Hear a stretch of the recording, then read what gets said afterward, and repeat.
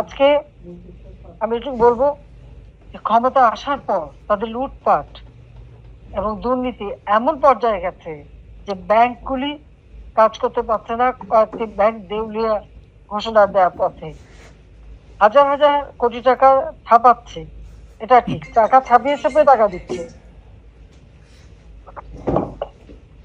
কিন্তু তাতে মানুষের কোনো উপকার হচ্ছে না। চাল ডাল তেল নুন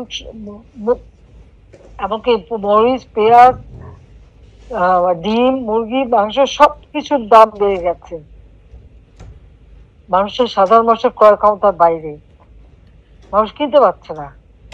কারণ একটা গ্রামের থেকে আমাকে ফোন করছে যে 1 কেজি ঢেঁড়স কিনতে হয়েছে তাকে 140 টাকা দিয়ে, আলু 80 টাকা,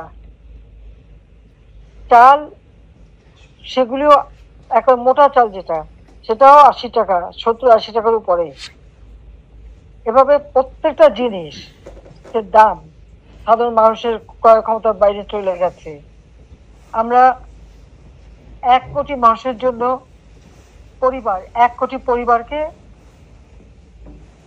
পারিবারিক কার্ড দিয়েছিলাম টিসিবি কর্তৃক, 30 টাকায় চাল এবং অল্প দামে ডাল তেল চিনি এগুলি যাতে কিনতে পারে সেই ব্যবস্থা করে দিই।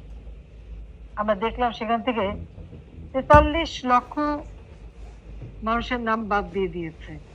কেন? আর সেই মানুষগুলি কার্ড দিয়ে কান্নাকাটি করছে।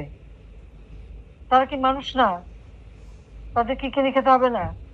দিয়ে আসছি তো আমি, টাকা পয়সা রেখে আসছি, 20 লক্ষ মেট্রিক টন চাল রেখে আসছি, তাহলে এই মানুষগুলোকে কেন বঞ্চিত করলো? আমার মনে হয় কি জানেন, আসল কথা ওই টাকা পয়সাগুলি, কারণ ওই যে পণ্যগুলি কিনতে হবে এবং মানুষকে স্বল্প মূল্যে দিতে হবে, ওই টাকাগুলিও তারা আত্মসাৎ করে নিচ্ছে। গরিবের টাকা খাওয়া এটা তো আমাদের ইউনূস সাহেবের কাজই, ক্ষুদ্র ঋণের নামে গরিবকে শোষণ করা, আর কাজে এই টাকা লোভও সামলাতে পারেনি। সেই সাথে বয়স্ক ভাতা, বিধবা ভাতা, প্রতিবন্ধী ভাতা, মুক্তিযোদ্ধাদের ভাতা, এমনকি ছাত্রবৃত্তি উপবৃত্তি সব বন্ধ। তাহলে সেই টাকাগুলি যাচ্ছে কোথায়? আমি তো বাজেট দিয়ে এসেছি 7 লক্ষ টাকার কাছাকাছি, 7,97,000 কোটি টাকার বাজেট, 8 লক্ষ কোটি টাকার বাজেট।